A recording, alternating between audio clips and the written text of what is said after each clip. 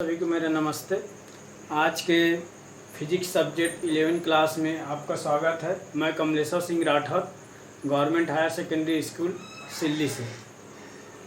आज का second chapter ही हम लोग कंटिन्यू करते हैं, जो लास्ट वीडियो में हम लोग मेजरमेंट एंड यूनिट्स पढ़े थे। आज के जो टॉपिक है आप डायमेंशनल फार्मूला है, और ये जो टॉपिक के नाम से ही आज के जो क्लास है उसको मास्टर क्लास नाम दिया गया है।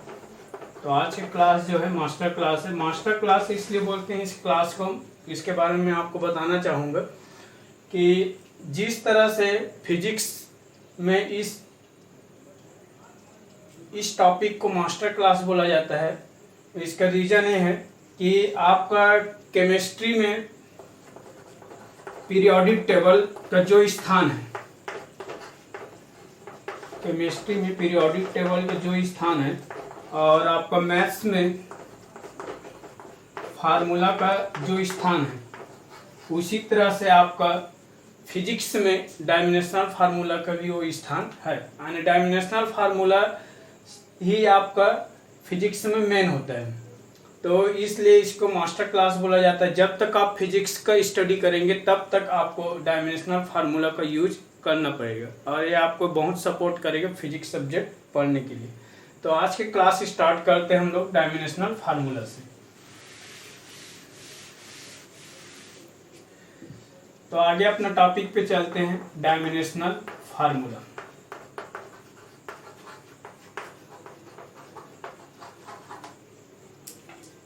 विमीय सूत्र, हिंदी में इसको बोला जाता है विमीय सूत्र। तो विमीय सूत्र होता क्या है? जैसे आप लोग लास्ट वीडियो में देखे थे कि भौतिक राशियों को मापने के लिए जिस चीज़ का उपयोग किया जाता है उसको हम लोग क्या बोले थे? मात्रक। तो और उसके 4 पद्धतियां भी देखे थे सिस्टम का, आपका पीएस पद्धति, एमकेएस पद्धति, सीजीएस पद्धति और एसआई पद्धति। उसी के बेस्ड से एसआई पद्धति का स्टैंडर्ड है ये। तो आपको विमीय सूत्र का डेफिनेशन आप लिखना चाहते हो लिख सकते हो। किसी भौतिक राशि,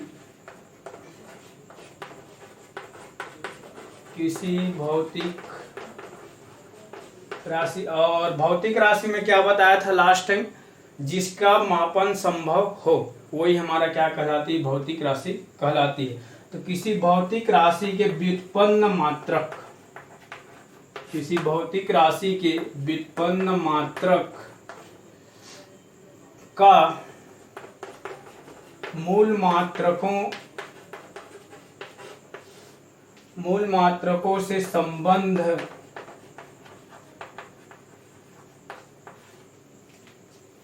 प्रदर्शित करने वाले व्यंजक या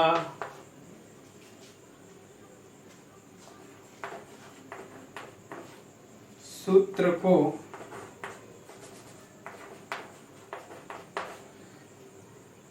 उस भौतिक राशि का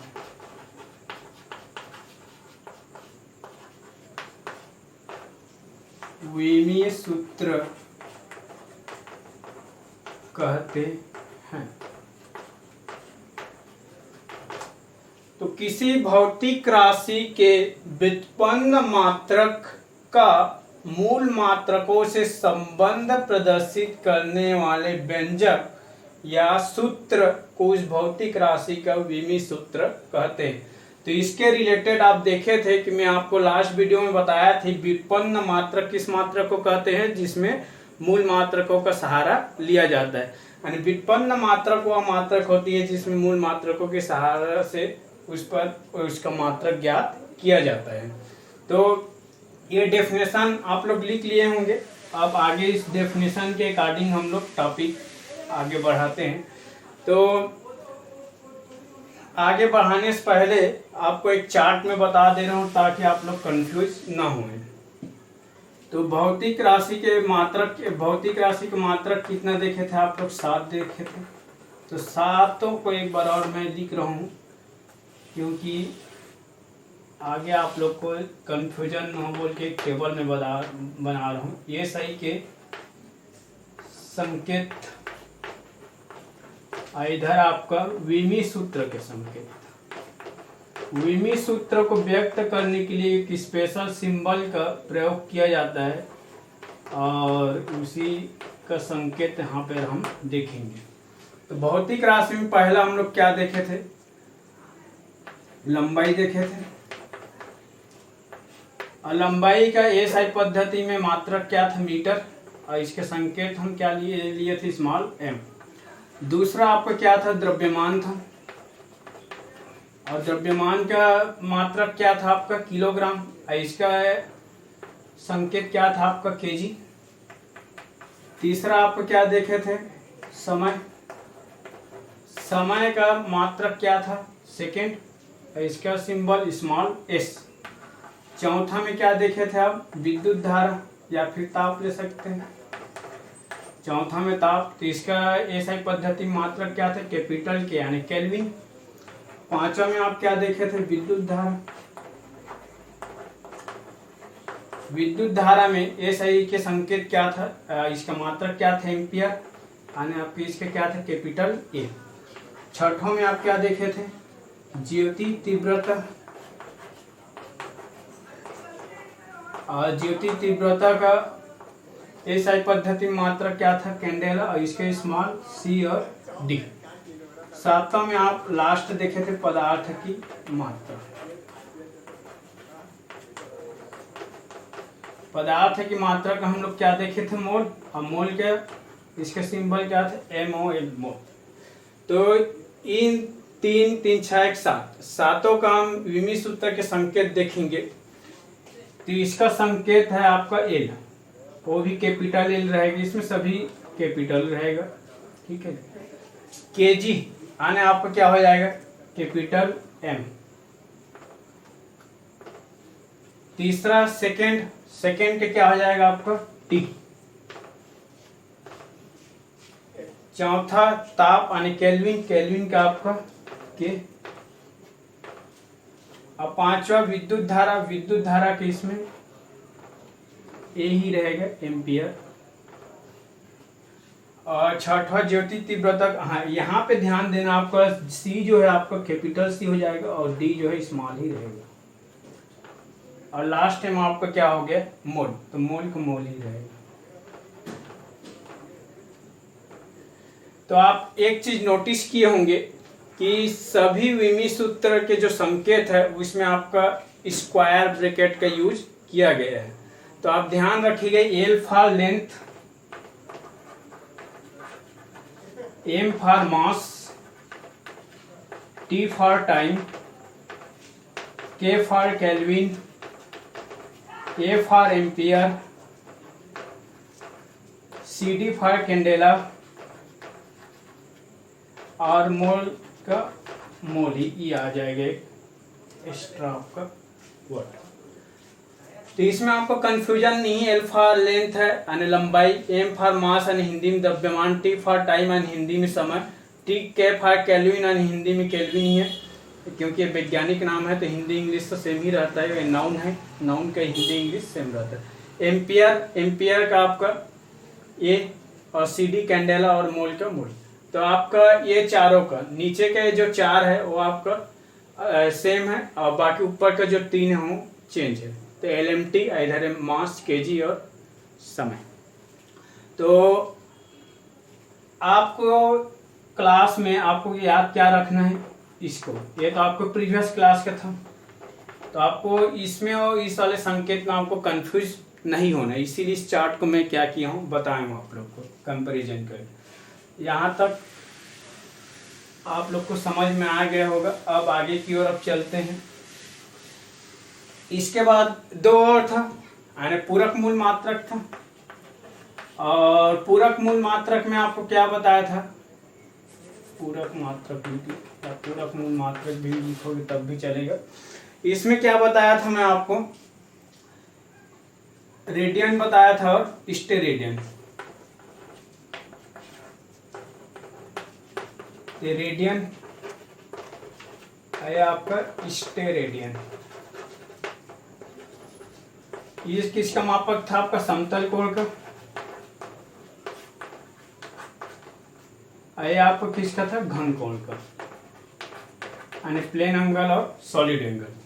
तो इसमें बताया था पूरक मात्रक वह मात्रक है जिसका डायमेंशन लेस होता है। तो इसका डायमेंशन लेस होगा, यानी इसका किसी भी प्रकार से विमीय सूत्र या फिर विमा राशि नहीं होता है। तो इसका डायमेंशनल फार्मूला नहीं होगा,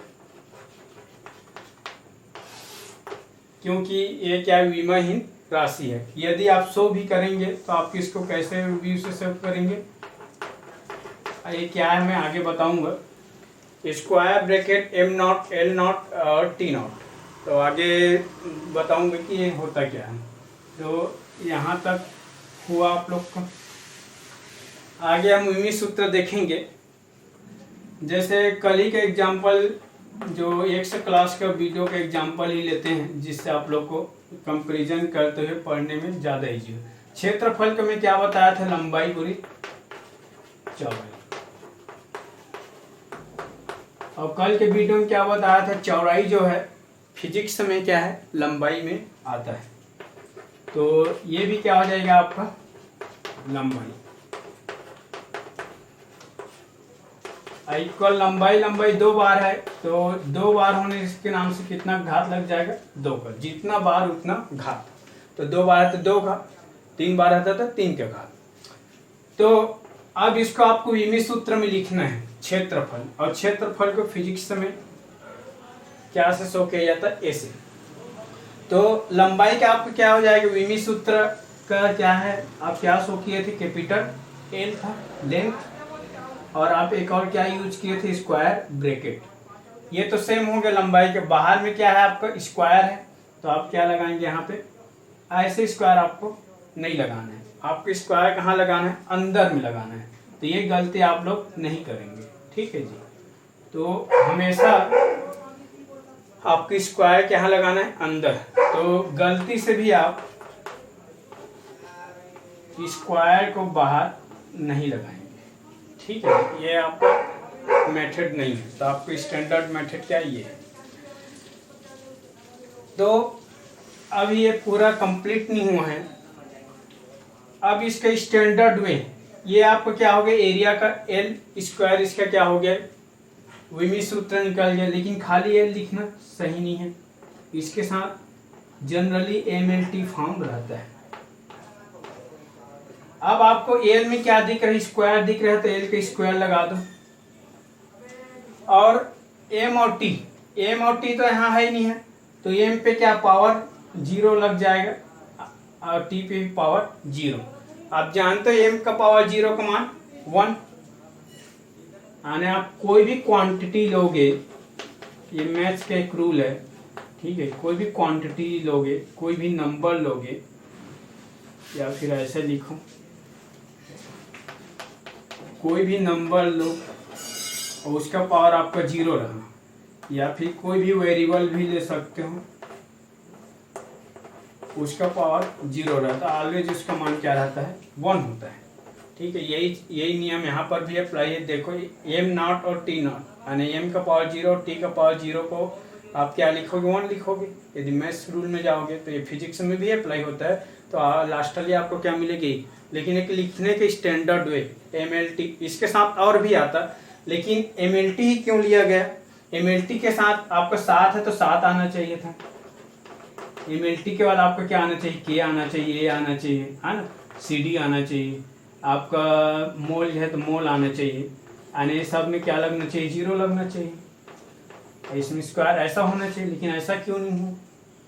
क्योंकि आपको मैं बताया था मेरा फर्स्ट वीडियो क्लास में, basic concept of physics for 11th and 12th class में, क्या बताया था उसमें कि ये सभी आपका किसके अंदर आता है? मैकेनिक्स के अंदर। अब मैकेनिक्स के अंदर में क्या बोला था आप लोग को मैं? उसमें आपको study of motion in the force बोला था, यानी आपका गति और बल का ही स्टडी होता है। तो वहाँ पे हमको ये 3 चीज़ की आवश्यकता थी, M और L और T। तो आप पूरे 11th क्लास में पूरा मैकेनिक्स है आप लोग का, क्लासिकल फिजिक्स है और मैकेनिक्स और थर्मोडायनेमिक्स है। तो मैकेनिक्स पोर्शन में आप देखोगे यानी यांत्रिकी में देखोगे तो आपको एमएलटी फॉर्म पे ही पूरा डायमेंशनल फार्मूला मिलेगा। आप 11th क्लास आगे स्टडी करेंगे तो ये सब आपको देखने को मिलेगा, तो वहाँ पे आप रियलाइज करेंगे कि ये सब पहले से ही ऐसा है यांत्रिकी चैप्टर होने के नाम से। तो ये हो गया। आयतन का आप लोग देखे थे कल ही, आयतन का भी बता दे रहा हूँ इमी सूत्र। आयतन के क्या होता है, फार्मूला लंबाई गुणित चौड़ाई गुणित ऊंचाई।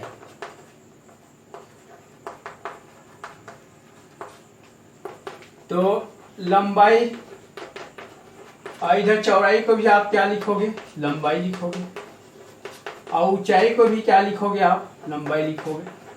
यदि ये सब समझ में नहीं आ रहा होगा आप लोग को तो लास्ट वीडियो मेरा देखिएगा, उसमें मैं बताया हूँ किसको किसको क्या क्या लिखना है। तो लंबाई का विमी सूत्र क्या हो जाएगा एल, इसका विमी सूत्र क्या हो जाएगा एल, इसका भी विमी सूत्र एल। यहाँ पे आपको स्क्वायर ब्रैकेट नहीं लगाना है, ठीक है। फाइनल कैलकुलेशन करने के बाद ही आपको स्क्वायर ब्रैकेट के यूज करना है। तो आपका 3 बार एल है तो एल का पावर क्या हो जाएगा क्यूब। अब एल क्यूब में क्या लगाओगे आप, स्क्वायर ब्रैकेट यूज करोगे।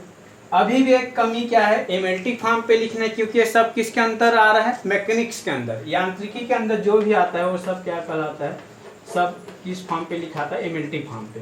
तो स्टैंडर्ड आपका क्या हो जाएगा, ए रिटर्न वे हो जाएगा। तो मैकेनिक्स के अंतर्गत आएगा वो हमेशा एमएलटी फॉर्म पे लिखाएगा। आगे अब मैं इसमें मैकेनिक्स में ही आगे आपका जिसे बल्क लेते हो, या फिर बल्क से पहले आप लोग को थोड़ा और बेसिक चीज बता रहा हूँ। आपका वेग ले लो, वेग में वेग क्या होता है, विस्थापन, विस्थापन में परिवर्तन अपान समय, ये क्या होता है आपका वेग होता है। लेकिन विमी सूत्र निकालते समय आप ध्यान रखिएगा कि ये जो परिवर्तन वाला जो शब्द है वो विमी सूत्र में काउंट नहीं करते, इससे आपको कोई भी प्रकार से इफेक्ट नहीं होता है। तो आपका ये जो फार्मूला है ये विमी सूत्र के आधार पर कैसा बन जाएगा, विस्थापन अपान समय। यानी इंग्लिश में देखना चाहोगे तो आप velocity equal displacement by time. यहाँ तक ये फार्मूला है। देखिए विमी सूत्र आपको निकालने के लिए, डायमेंशनल फार्मूला निकालने के लिए आपको बेसिक जो थ्योरेटिकल जो फार्मूला है वो आपको आना चाहिए, इसके बिना आपका पॉसिबल नहीं है। तो बेसिक फार्मूला आपको आना चाहिए, आपको याद रहना चाहिए। तो ये सब याद रखने वाली बात है ना। तो अपना फाइनल कैसा है, velocity displacement of on time. और डिस्प्लेसमेंट वास्तव में क्या होता है, मैं क्या बताया था लास्ट वीडियो में, लंबाई, और टाइम तो टाइम ही है यानी समय। तो लंबाई बटा समय, लंबाई को किससे शो करते हैं, विमी सूत्र में कैपिटल एल, और इसका क्या हो जाएगा टी। अब मैथ्स में जाओगे तो टी है, मतलब टी का पावर क्या हो जाएगा आपका 1। विमी सूत्र को ध्यान रखिए, कभी भी आप अपान के रूप में शो नहीं कर सकते, ठीक है। तो इसलिए हम टी को क्या करेंगे, ऊपर ले जाएंगे। तो टी को ऊपर ले जाने पर प्लस के जो पावर है वो क्या हो जाएगा आपका माइनस, तो L T to the power -1। तो अब फिर आपको पहले जैसे स्क्वायर ब्रैकेट लगाएंगे, क्या का कमी है इसके साथ, एम का कमी है, आई एम तो है ही नहीं, इसलिए एम में क्या लगेगा, पावर 0 लगेगा। ये आपको क्या हो जाएगी, एल हो जाएगी, आपको क्या हो जाएगा टी और पावर -1। तो ये भी क्या है, यांत्रिकी में ही आता है। तो इस तरह से आप किसका निकाल लीजिए, वेग का, ठीक है। और यहीं पे आपको एक और बता दे रहा हूं, ये आपका वेलोसिटी का हो गया। दूसरा स्पीड, स्पीड यानी आपका चाल। अब स्पीड का क्या होता है आपका फार्मूला, दूरी बटा समय यानी डिस्टेंस अपान टाइम। अब दूरी भी क्या है आपका, लंबाई है, तो लंबाई के लिए आपको क्या यूज हो जाएगा, एल। समय के लिए आपका टी और एल। तो आप थोड़ा शॉर्टकट करते हैं, आप लोग को अब समझ में आते ही जा रहा होगा। टी ऊपर जाकर -1 ये, और दोनों का क्या हो गया, सेम। तो इस वाले दोनों सूत्र से हमें एक और चीज पता चलता है कि डिस्प्लेसमेंट वास्तव में होता क्या है, इसमें दिशा, कोई भी दूरी दिशा के साथ रहता है तो वो क्या कहलाता है, आपका डिस्प्लेसमेंट होता है। जबकि दूरी क्या है, उसको दिशा से मतलब नहीं होता है। तो विमी सूत्र में आपका दिशा से मतलब नहीं होता है, यानी परिवर्तन रहा तब भी विमी सूत्र सेम आएगा, यानी परिवर्तन से मतलब नहीं रहेगा और आपका दिशा से मतलब नहीं रहेगा। तो ये बात आप लोग नोट करते जाइएगा, किससे इफेक्ट करता है, किससे नहीं करता है। अब आपका आगे जाते हैं, जैसे आपका वेग के बाद आप क्या लोगे, त्वरण। अब त्वरण में फिर क्या हो जाएगा, वेग में परिवर्तन बटा समय। वेग में परिवर्तन समय, वेग में परिवर्तन। अब ये फिर क्या हो जाएगा आपको, वेग बटा समय।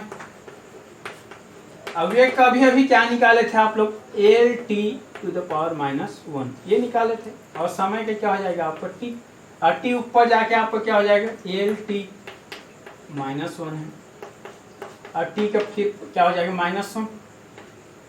अब यहाँ पे घातांक का नियम लगेगा। घातांक के नियम में आपको क्या है, एक सूत्र लगता है कि a का पावर m इंटू a का पावर n।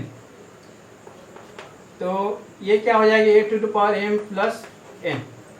यहाँ पर इस फार्मूला को अप्लाई करोगे, l और t का पावर -1 और प्लस इधर क्या है आपका -1 और -1 प्लस -1, तो L(t⁻1) प्लस माइनस को मल्टीप्लाई। यहाँ पे बायोलॉजी वाले सब्जेक्ट वाले ध्यान देंगे, प्लस और प्लस को मल्टीप्लाई होता है तो प्लस होता है, माइनस और माइनस को मल्टीप्लाई होता है तो माइनस होता है, प्लस और माइनस को मल्टीप्लाई होता है तो प्लस होता है, और माइनस और प्लस को मल्टीप्लाई होता है तो माइनस होता है। ठीक है जी। तो यहाँ पे पैरेंथेसिस यूज हुआ है ना, छोटा कोष्ठक, और प्लस और माइनस को, यानी देखो प्लस और माइनस क्या है, प्लस और माइनस को मल्टीप्लाई होगा क्या होगा, माइनस होगा। तो यहाँ पे आपको क्या आ जाएगा, -1। ये क्या हो जाएगा आपका L(t⁻²). यहाँ पे कमी किसका है, आपका m का कमी है। ठीक है, तो m नॉट हो जाएगा L(t⁻²). ये क्या हो गया आपका त्वरण का विमी सूत्र। तो आप इसी तरह प्रैक्टिस करेंगे, आगे भी आपको समझ में आते जाएगा। जैसे एक और मैं एक शॉर्टकट में करता हूँ, ठीक है जी। जैसे आपका बल का भी बता दें, बल भी किस में आता है, मैकेनिक्स में ही आता है। तो ये बल के क्या होता है, द्रव्यमान गुणित त्वरण, यानी मास इनटू एक्सेलरेशन। और मास का क्या होता है, m। अभी भी एक्सेलरेशन के क्या निकाले थे, L(t⁻²). तो m(L)t⁻², ये आप किस कहोगे, बल कहोगे। इसी तरह आप आगे चल के आवेग निकाल सकते हैं, है ना। आगे चल के आप गुरुत्वाकर्षण नियतांक भी निकाल सकते हैं। तो बहुत सारे फार्मूला है, वो आप आगे चल के संवेग अवेग ये सब निकाल सकते हैं। तो आगे आप इस टॉपिक विमी सूत्र आप लोग को समझ में आ गया होगा। नेक्स्ट टॉपिक पे चलते हैं। Next topic